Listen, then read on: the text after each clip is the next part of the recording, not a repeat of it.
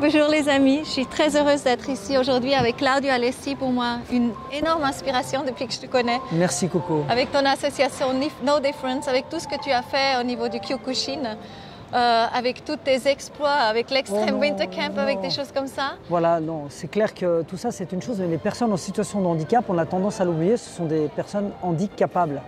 Donc la capacité qu'on a à mettre le handicap à quelque part, c'est nous l'humain, qu'on réduit tout le monde. Parce qu'en fait, ce qui est handicapant, c'est l'accessibilité avant toute chose. Parce que quelqu'un d'handicapé, ça n'existe pas. C'est une situation handicapante. C'est ça. Quand je veux aller à quelque part et qu'il y a une marche de 3 mètres et puis que je suis en fauteuil, je vais avoir un handicap pour y aller. Mais ce n'est pas parce que je suis en fauteuil que j'ai un plus grand handicap que celui qui ne l'est pas. Parce que pour moi, la problématique, elle va être autre. Mais j'en aurai aussi une, dans un domaine ou dans un autre. C'est pour ça que les gens, il faut qu'ils comprennent que No Difference, c'est pas « ah, il n'y a pas de différence ». Il y a, mais on s'adapte pour que l'accès soit possible pour tout un chacun. C'est ça. Et toi, tu les aides vraiment à se dépasser soi-même. Oui, alors on a fait une magnifique expérience ce week-end, puisqu'on a dépassé un stade dans l'association après 17 ans. On a réussi à faire qu'une personne non-voyante de naissance puisse accompagner dans une course de la plateforme Universal Run, qui soutient nos différences, une personne en fauteuil roulant. C'est-à-dire que la personne en fauteuil roulant est devenue le guide au niveau de la parole, et la personne non-voyante est devenue la personne qui apportait sa puissance, sa force et sa condition physique pour permettre à la personne en fauteuil d'atteindre l'objectif qui était quand même une montagne assez sympa. Extraordinaire. Et quelle est l'expérience? L'expérience est magnifique parce qu'au départ, on est parti sur quelque chose de complètement inconnu. Quand vous dites à une personne qui est non-voyante de naissance, bon maintenant, sans l'avoir prévenu, sans rien, on devait faire la course tous les deux comme chaque fois. On l'a faite, mais à la moitié de la course, j'ai dit, bah voilà, Julien, ma mission s'arrête ici. Maintenant, c'est à toi d'aider. Il ne savait rien. C'est à toi d'aider quelqu'un en fauteuil roulant à monter là-haut. Ah bon, ah bon, ah bon, ah bon. Alors effectivement, ça a été le coup de stress, mais c'est les 17 ans de travail qui ont payé l'équilibre, la confiance, et que l'autre ait confiance. Et moi, j'ai couru devant en confiance totale, puisque je savais que Julien, physiquement et mentalement, était prêt. Et je savais aussi que Cindy aussi l'était. Donc tu as vraiment Cindy dans la chaise roulante, qui était les yeux, et puis Julien qui était les bras et la direction, quoi. Voilà, c'est extraordinaire. Ouais, c'est ça vraiment le tandem. Ouais, après, dans toutes ces choses-là, on a le handicap qui peut être une force pour beaucoup de personnes. Et c'est ça aussi la réussite de cette association, c'est qu'on a une multitude de choses, on a de la danse. J'ai beaucoup de chance aussi que la cofondatrice de cette association, Madame Cynthia Audier, fait énormément pour tout ça, que ce soit avec les partenaires que nous avons. Tous les partenaires qui ne nous ont pas lâchés, on a eu une année compliquée avec le Covid. Si mentalement on n'a pas des ressources pour déjà se réinventer et puis trouver de la puissance différemment, pour amener du potentiel et toujours faire du mouvement, parce que le mouvement, en fait, c'est la vie. Si on s'arrête de bouger, ben, tout se fige, tout s'arrête. Bon, dans ce qui est figé, il y a des choses très belles aussi, mais là, on n'a pas le temps de se figer. Là, il fallait trouver des solutions. Pas d'événements, pas de cirque-kni, pas de soirée annuelle, absolument rien. Mais comment vous avez fait alors au niveau des finances aussi? Alors, les finances, on a eu beaucoup de chance que les partenaires qui étaient prévus dans l'année ont dit, ben, ce qu'on avait prévu, on va le donner. Et puis, par contre, il faut trouver quelque chose. Et ça a été fait. J'ai surfé sur tout ce qui était virtuel pour rendre les choses réelles. Et on s'est calé à des plateformes et une fois par mois, j'ai rendu la chose virtuelle. Donc on s'est tous vus et on continue à le faire. Et grâce à ça, ça a découlé sur une plateforme qui s'appelle Universal Run qui soutient nos diffs par des courses. Et on en a une très belle au mois de janvier, qui est la Polar Race. Et là, on s'est associé avec le WWF pour que nous, on participe à un don pour le WWF, pour les ours polaires. Donc, il y a tout qui se combine. C'est ça qui est beau et on va de l'avant. Génial. Maintenant, on va juste switcher un petit peu le thème, parce que ce que j'adore aussi chez toi, bon, après, il y a l'Extreme Winter Camp, où tu étais quand même le seul blanc. Il y avait 9 personnes, je crois, qui ont réussi en fait. Après, en toutes ces années. Mais l'Extreme Winter Camp, c'est quelque chose... On devait fêter les 10 ans en janvier 2020. On ne l'a pas fait parce qu'il y a eu un drame dans le dojo. On a perdu quelqu'un de très cher, une petite compétitrice qui était dans l'équipe suisse. Donc j'ai annulé absolument tout. Donc c'est dans cet extrême... Parce que les gens, on n'est pas au courant en fait. Mais il faut se dire que c'est l'épreuve, une des épreuves des plus dures au niveau de l'art martial. Oui, alors dans le Kyokushin Karaté, c'est une épreuve qui est complexe, qui demande d'aller très très loin. C'est ça. Dans le mental, dans le physique, mais surtout dans le mental. Parce que physiquement, il y a des garçons très forts qui pourraient faire tout ça. Maintenant, tenir mentalement toutes ces choses... C'est pendant 3 jours? Pendant 3 jours. À moins 20 degrés au Japon. Moins 27 au Japon, dans les montagnes. Alors, on ne peut pas trop divulguer par respect, justement, du protocole, quand on signe, pour ne pas... disons, pour garder cette magie et ne pas... On fait partie à ce moment-là d'une forme de groupe un peu élitiste qui ont participé à quelque chose d'un peu unique. Mais ça n'existe plus aujourd'hui. Alors, il existe le Winter Camp. Non, mais plus l'Extreme Winter Camp. Non, celui-là, il n'existe plus. Extrêmement dur. Alors, ils vont le remettre, je pense. Mais pour le moment, de toute façon, tout est annulé, tous les événements sont annulés. En fait, là, tu t'es dépassé toi-même. Donc, tu sais que c'est absolument possible, que tout le monde, quelque part, peut se dépasser. C'est ce que tu apportes aussi aux gens. Et par exemple, tu travailles avec des sportifs de tout genre. Absolument. Et tu les fais dépasser leurs limites. Et par exemple, tu peux peut-être nous raconter l'histoire de Sacha par rapport au film que tu lui as fait voir. Ah oui, très bien. Oui. Ah oui, intéressant. Alors Sacha, on devait partir au championnat du monde en Hollande. Et on est parti dans un entraînement très difficile. Et en fait, la dernière semaine, qui est une semaine normalement de relâche, je lui dis, prends tes affaires, on va s'entraîner très dur. C'était 4 jours avant le départ. Et il m'a dit, ouais, ah bon? Oui, oui, jusqu'au bout cette fois. Il a pris ses affaires, on est parti dans quelque chose de très spécifique pour lui. Et en arrivant au dojo, je lui dis, viens, monte en voiture, on va s'entraîner. On va où? On va au cinéma. On a été au cinéma et je lui ai dit d'être très attentif au film. On a été voir le film 127 heures, qui est l'histoire de cet homme coincé dans la roche et qu'à un moment donné, la seule chose qui lui reste pour survivre, c'est se couper le bras. Avec un canif, histoire vraie. Et donc, on voit le film, lui il reste là, ok, tout le film un peu sombre, parce qu'on va dire, l'heure et demie, c'est un gars coincé qui agonise.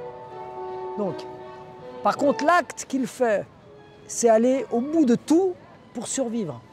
Et j'ai dit, c'est ça que je vais devoir garder, moi, en tant que coach d'un athlète qui va à une Coupe du Monde, peut-être comme argument à un moment donné. Oui. Et je lui ai dit, tu as tout retenu du film? Il m'a dit, oui, oui, oui, oui, oui. C'était peut-être pas sa tasse de thé, mais il a retenu. On part au championnat du monde. Il fait en open, il fait ses combats et arrivé en demi-finale, il tombe contre quelqu'un de très très fort. Et donc il gagne. Et arrivé en finale, on est dans les vestiaires tous les deux. Et il me dit, mais comment je fais pour battre ce type en finale? Et je le regarde, je lui dis, tu te coupes le bras. Tu te coupes le bras. Ça veut dire qu'à un moment donné, tu donnes tout. Tu donnes tout. Parce que si tu ne donnes pas tout, tu aurais été jusque-là et il te manquera juste l'essentiel, le détail. Vous êtes au même niveau. Vous êtes deux garçons identiques. Force, vitesse, puissance. Ce qui fera la différence, c'est que mentalement, à un moment donné, il y en a un qui va décrocher et l'autre qui va s'accrocher. Et c'est là où on va chercher la victoire. En compétiteur d'élite, ce n'est pas quelqu'un qui doit prendre son objectif comme des vacances, comme un loisir, ou comme... C'est quelqu'un qui doit prendre... C'est un devoir. On a choisi d'être compétiteur d'élite, personne ne vous force. Eh bien, à ce moment-là, au moment où vous faites le choix de l'être, il faut le devenir. Et pour le devenir, il faut concrétiser tous ces objectifs et les rendre magiques. Et pour ça, il n'y a que vous qui puissiez le faire. Votre coach, il peut vous diriger, il peut vous aider, il peut vous donner des clés.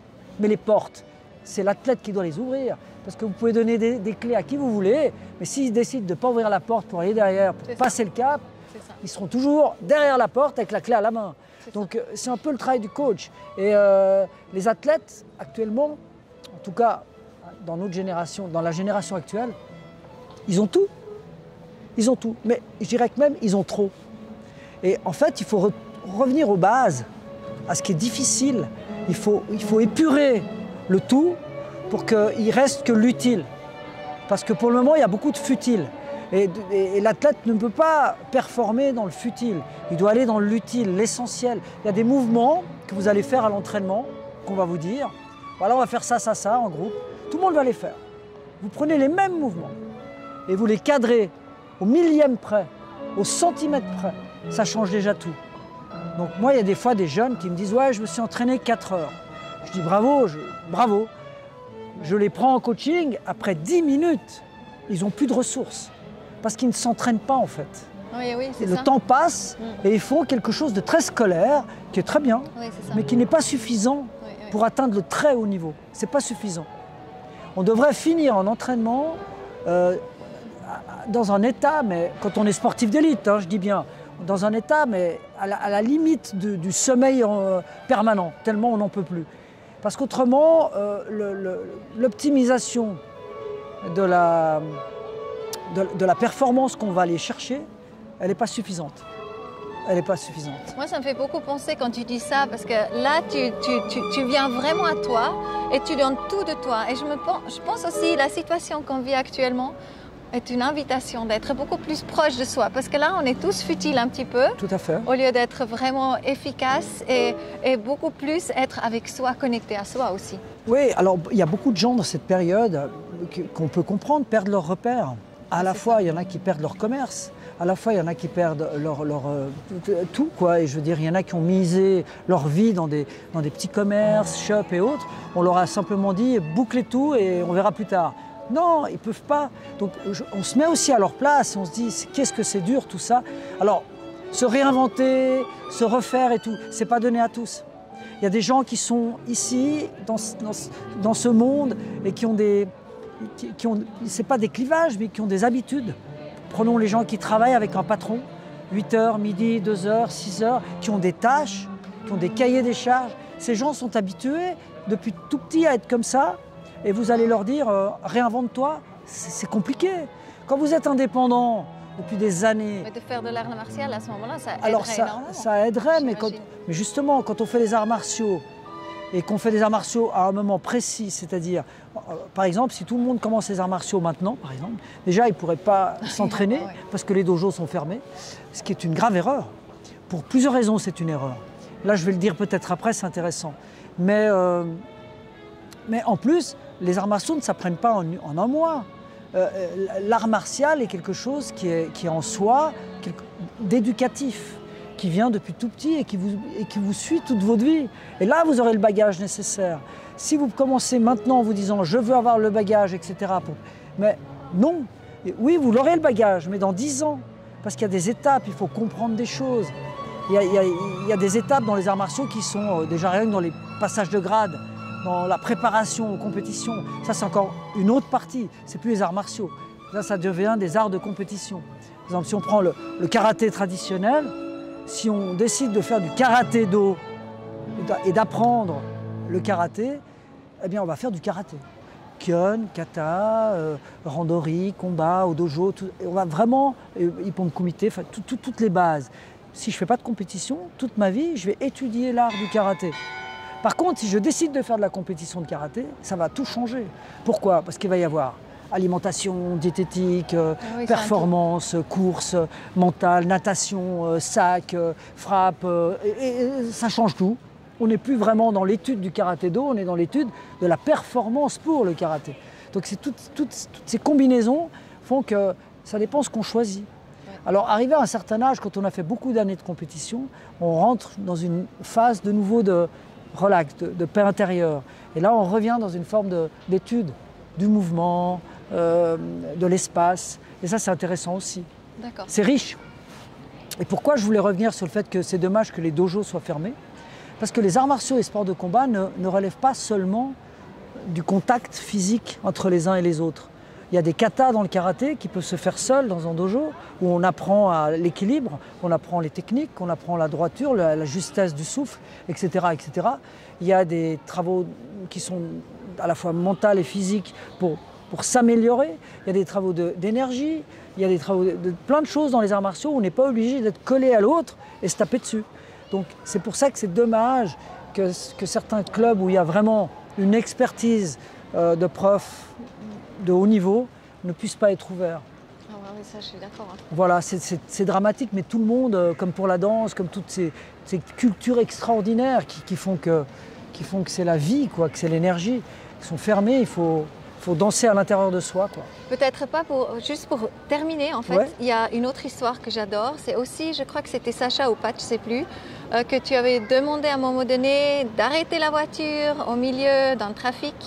Ouais, non, alors c'est pour la pousser la voiture. Voilà. Non, c'est au dojo, ça, ouais, tout à fait. Non, alors c'est un entraînement que j'ai fait un peu spécial. Il y a 2 anecdotes. Sacha est arrivé un jour au dojo et il me dit on va s'entraîner, tu te prépares, on va dehors. Et puis moi j'avais ma voiture parquée devant le dojo, je l'ai remplie avec les élèves, j'ai ouvert les fenêtres, j'ai mis la musique, puis on va où? Mais toi tu vas nulle part, tu vas pousser la voiture et puis tu vas nous promener là dans le lignon et tout, dans la circulation et tout. Et en fait il était derrière et il poussait et nous on était dans la voiture, la fenêtre ouverte et moi j'hurlais, je dis c'est pas assez vite, pousse plus fort. Vraiment le côté un peu drôle, mais à la fois très sérieux. Oui, parce qu'après, tu as les gens qui klaxonnent, tu as les voitures qui klaxonnent. Tu as ce stress, et lui, il est là, il pousse, puis je dis, tu t'arrêtes pas. Et alors, mentalement, il y a plusieurs effets. Donc, on n'a pas voulu entraver la circulation ni créer de problème. On a fait ça très... Après, on est parti dans une ruelle, voilà. Mais lui, il a eu plusieurs stress à gérer. Le fait des gens, le fait de le regard des autres, le fait de sa performance, pousser la voiture, le fait d'avoir nous dedans un peu ironique, exprès, pour le mettre justement dans une condition pas « oh le pauvre », non, on fait la fête dans la voiture et lui il a qu'à pousser. Ce côté très... voilà. Un jour avec Sacha, ça c'est le coup de la voiture, un jour avec Sacha je me suis dit mais comment on peut arriver à amener ce garçon à très haut niveau alors qu'il a tout. Sacha pour moi, je considérais quand je l'ai rencontré qu'il était beaucoup plus jeune, avec sa maman et son papa, à Savigny, là, au milieu des forêts du canton de Vaud. Je trouvais que c'était le Heidi masculin. Non, mais vraiment. Et pas de soucis dans sa petite prairie et tout, aucun problème, rien. Karatéka, très fort et tout. Ok. Je me suis dit, mais comment on va faire de cet agneau un loup sur les tatamis? Et il y a beaucoup de choses qui me sont tournées dans la tête. Et un jour, j'ai dit à sa maman, il faut me le laisser. Je vais le mettre dans un stage avec un arc, une flèche, une gourde, à la limite. Et il se débrouille dans les bois 2 semaines. Parce qu'il avait à manger, il n'avait même pas besoin de dire j'ai faim. Il avait déjà le plateau qui arrivait. Oui. Il était là, un petit peu dans le coton. Oui, et il fallait qu'on fasse un guerrier, un vrai guerrier. Et dans cette société, faire un guerrier, à moins de ne pas avoir du tout de famille et d'être laissé pour compte dans la rue, c'est difficile. Donc il fallait trouver des petits arguments. Donc on a fait d'autres choses, comme la voiture, des choses comme ça, on allait le chercher. Il ne savait pas trop nager, alors je lui ai attaché les bras et les jambes, je l'ai poussé dans l'eau, et j'ai dit sors de là maintenant. Et bon, bien sûr, on était tout prêt pour plonger, pour aller le chercher, mais ça lui a donné envie de se mettre à la natation, et maintenant il nage très très bien. Donc voilà, c'est des petites choses. C'est radical. Ouais, c'est radical. Et voilà, et il y a une belle anecdote aussi avec Pat, notre snowboarder national qui est fantastique. Pat, ouais, qui lui, la première fois que grâce à toi, puisque c'est toi qui m'as fait le lien, je me rappellerai toujours de cette première rencontre à Saas-Fee, où il était là avec ses copains et tout, puis qu'il est arrivé le matin, nous on allait prendre le petit déjeuner, puis lui il arrivait de soirée, et j'ai dit viens à Genève et on voit si je te prends ou pas. Ouais, et je lui ai fait son test des escaliers, il devait finir en moins de 3 minutes.